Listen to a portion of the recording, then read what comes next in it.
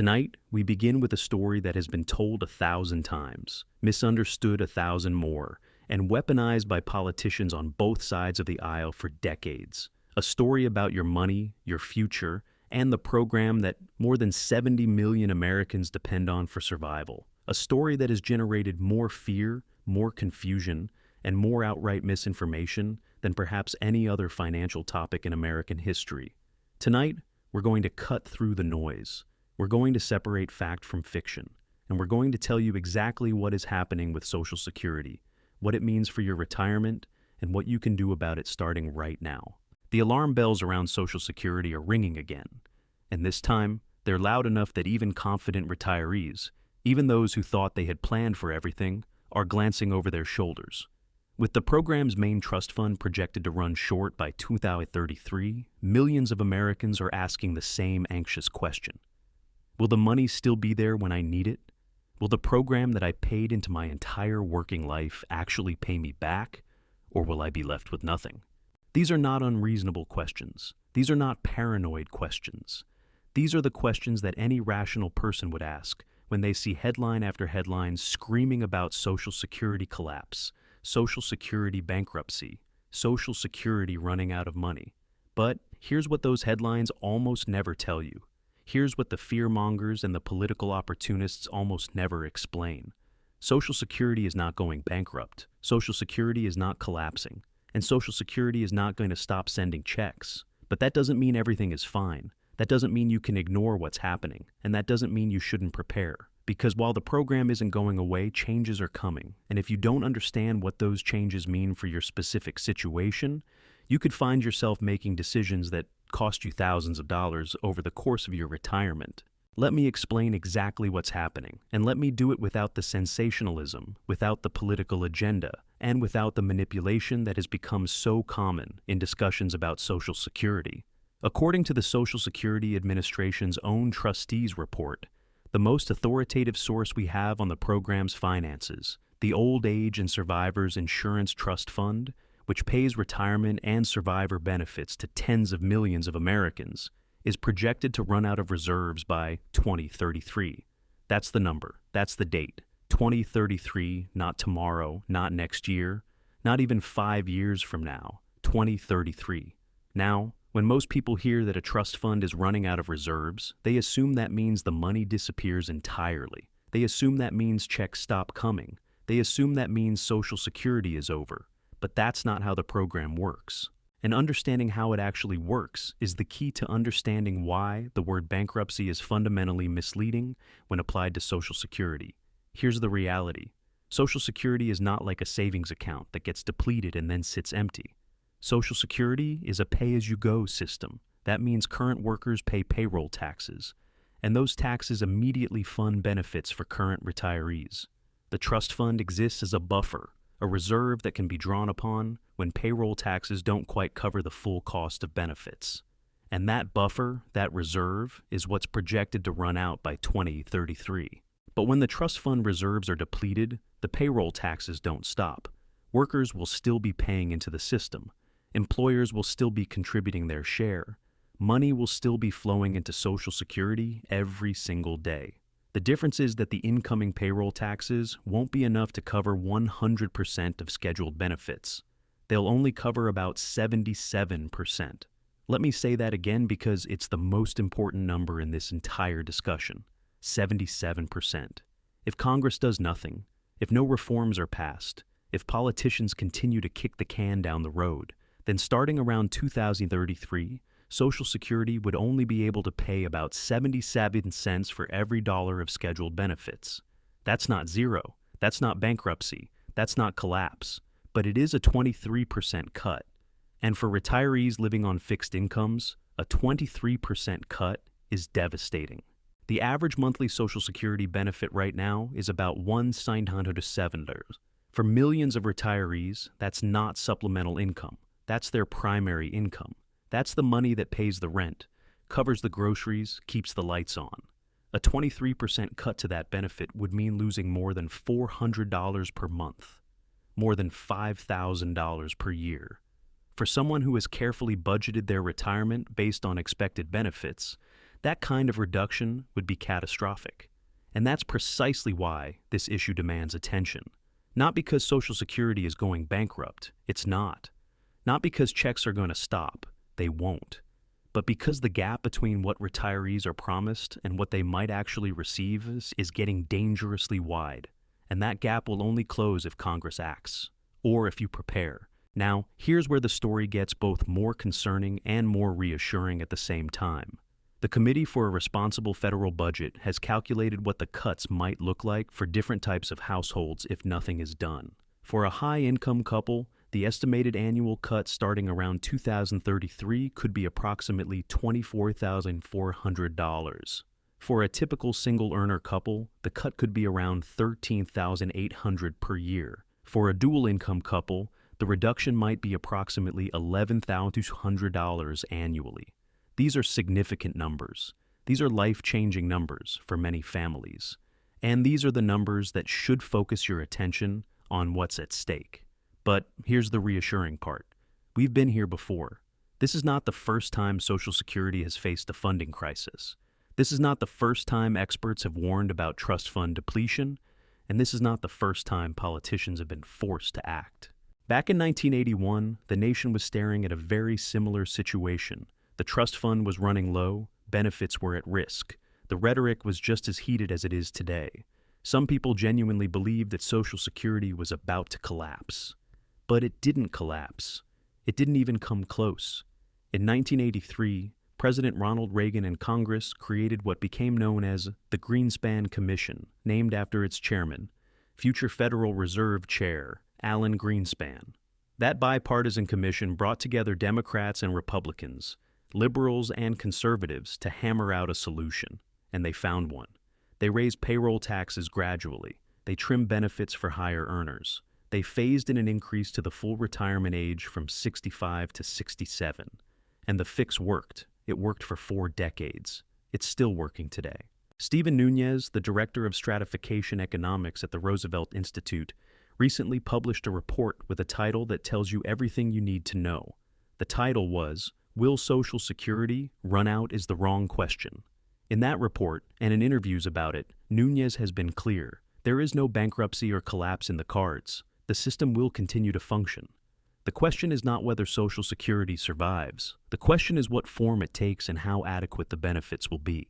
Nunes reminds us that the 1983 reforms prove that Congress can act when the pressure is high enough. We've been here before, he notes, and quite obviously, Social Security did not collapse. That historical context matters. It matters because it shows that the program has faced existential threats before and survived. It matters because it shows that bipartisan solutions are possible, even in Washington. And it matters because it suggests that the current crisis, while serious, is not unprecedented and not unsolvable. But none of that means you should sit back and assume everything will work out. None of that means you should ignore the warning signs. Because the truth is, we don't know exactly what Congress will do. We don't know when they'll do it. And we don't know whether the reforms will protect current retirees, future retirees, or some combination of both. What we do know is that the window for action is narrowing. Every year that passes without reform makes the eventual changes more severe. Every year of delay means either larger benefit cuts or more substantial tax. Increases will be needed to close the gap. And every year of uncertainty leaves millions of Americans unable to plan their retirements with confidence. Alicia Munnell, a senior advisor at the Center for Retirement Research at Boston College, has been studying Social Security for decades. She told CNBC recently that even if nothing is done, people will continue to receive the bulk of their benefits. That word bulk is important. It's both reassuring and concerning at the same time. Reassuring because it confirms that Social Security will continue to pay. Concerning because bulk means most, not all. And for people living on fixed incomes, most is not enough.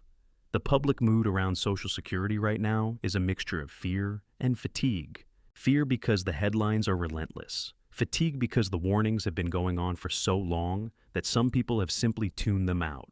In a 2025 survey conducted by Nationwide Financial, 74% of Americans said they worry that Social Security will run out during their lifetimes. 74%. That's nearly 3 out of every 4 Americans living with anxiety about whether the system will be there for them. And that anxiety cuts across generations in different ways. Younger workers fear they'll pay into a system for decades only to find it depleted when they finally reach retirement age.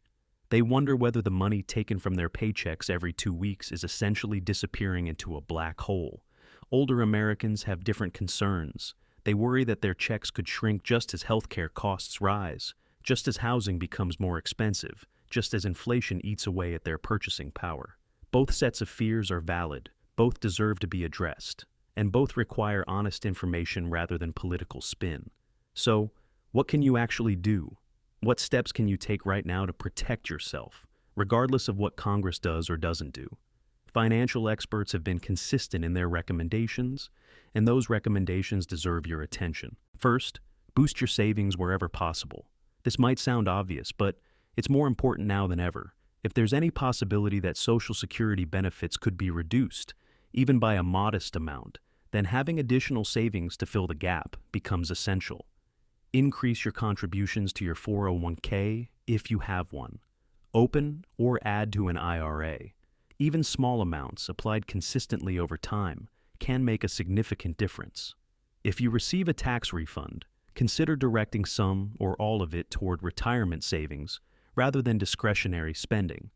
If you receive a raise, consider increasing your retirement contributions before adjusting your lifestyle. Second, think carefully about when you claim benefits. This is one of the most important decisions you'll make regarding Social Security, and it's one that many people get wrong. You can start claiming benefits as early as age 62, but doing so means accepting permanently reduced monthly payments for the rest of your life. On the other hand, if you wait until your full retirement age, which is 67 for most people today, you receive your full scheduled benefit. And if you can wait even longer, until age 70, your benefit increases by approximately 8%. For each year you delay past full retirement age, that's a guaranteed return that's hard to match anywhere else.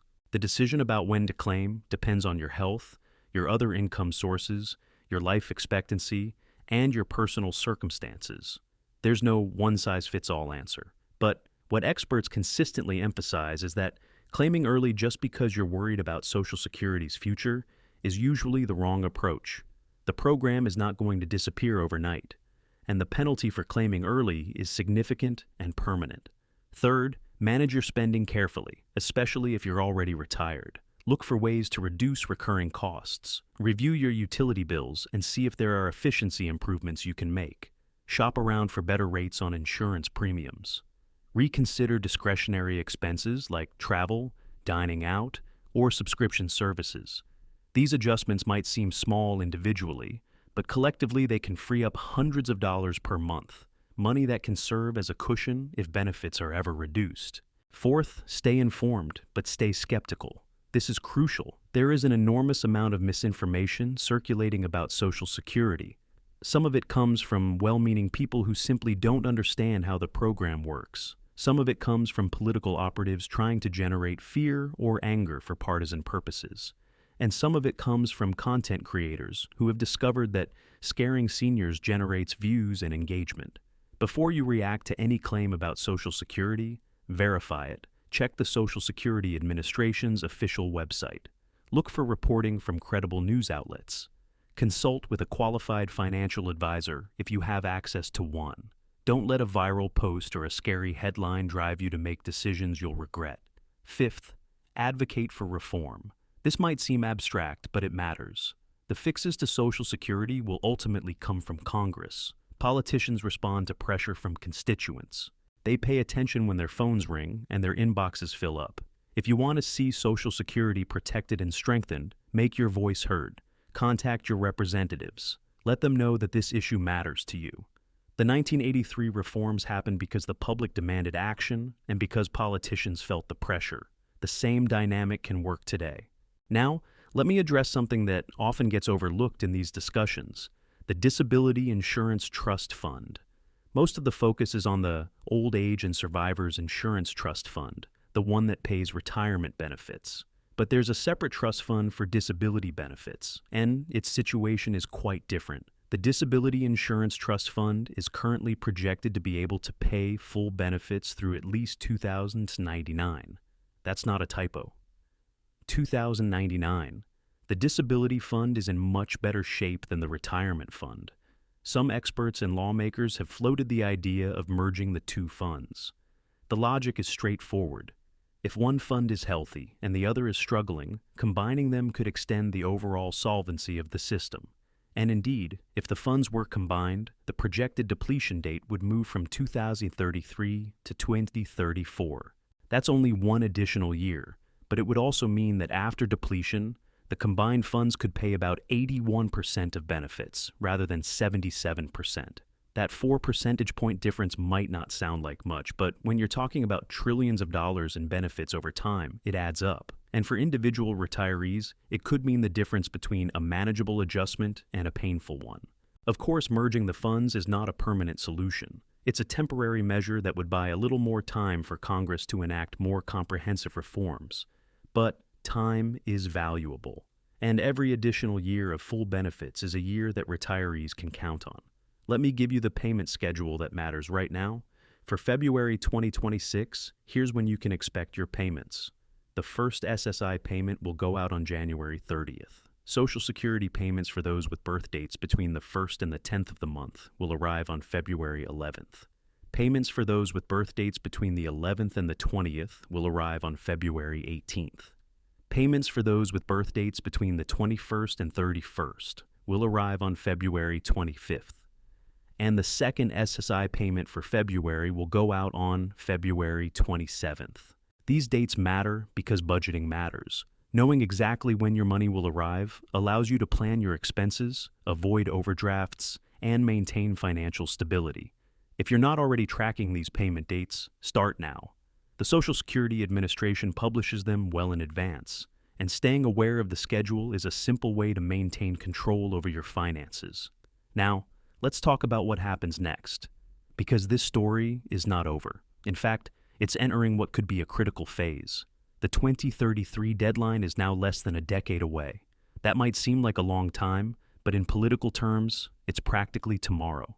Major reforms take years to negotiate, pass, and implement. The 1983 Greenspan Commission didn't produce results overnight. It took sustained effort, political courage, and a willingness to compromise. All of those things are in shorter supply today than they were 4 decades ago. The political environment in Washington is more polarized than at any point in recent memory. Bipartisan cooperation, which was essential to the 1983 reforms, is increasingly rare.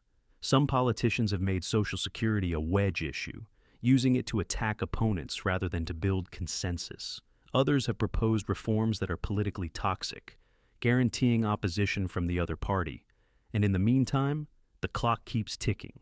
That's why your engagement matters. That's why paying attention matters. That's why voting based on this issue matters. Politicians will act when they feel they have no choice, and they will feel they have no choice when enough voters make it clear that Social Security is a priority. The good news is that solutions exist. Economists and policy experts have proposed numerous options for restoring long-term solvency to the trust funds. Some proposals focus on the revenue side, raising payroll taxes slightly, or lifting the cap on earnings subject to those taxes. Currently, only income up to a certain threshold is taxed for Social Security purposes. Earnings above that cap are exempt. Raising or eliminating that cap would bring in substantially more revenue without affecting most workers. Other proposals focus on the benefit side, adjusting the formula used to calculate benefits, changing how cost of living adjustments are calculated, or further raising the retirement age have all been discussed.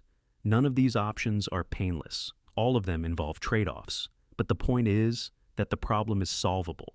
It just requires the political will to solve it. What you should take away from tonight is this. Don't panic. Don't make hasty decisions based on fear. Don't let misinformation drive your retirement planning. But also, don't be complacent.